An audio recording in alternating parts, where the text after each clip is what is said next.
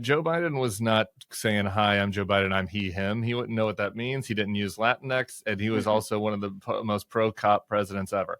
The problem was that the party's brand didn't improve because he couldn't fucking talk about it. He couldn't explain it. He wasn't a good communicator. He was too old.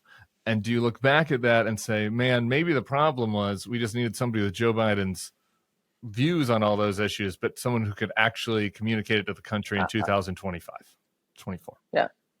Yes. Let me also say one other example that you didn't point. In his last State of the Union, President Biden, last State of the Union,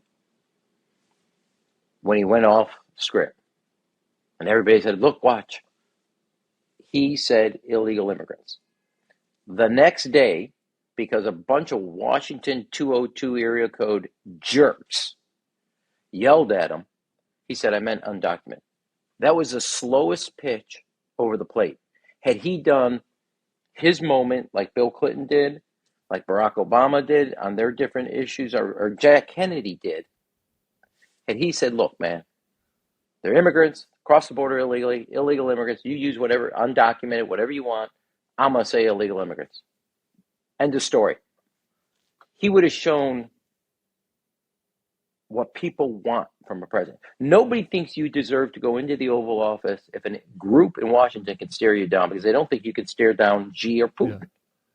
Okay, but your boy Bruce Reed was in there. You were mentioning him from the 1990s. Like, I don't understand. How did they let that happen? You were ambassador in Japan. How did you let this happen? That Joe Biden got co-opted? I don't. Well, it's all your people. You could have come home and been like, man, we got to save the country. Why didn't any of the adults who knew better? Yeah. Why didn't the adults who knew better protect him or help him? Or why didn't they push him out and put somebody in who could do it? Let me say this. I do appreciate that you decided that at 7,900 miles in Tokyo at the embassy, it was my responsibility. Somebody had to do something, man. Donald Trump got a second term. We were all out here I was saying it. Where was Bruce Reed? Where were these people? Where was Steve Ricchetti? Why weren't they like, no, fuck you to these kids that are trying to make you change the way you talk? No. Or why weren't they saying, hey, President Biden, you can't do this. Let's find someone else who can. It is 100% fair.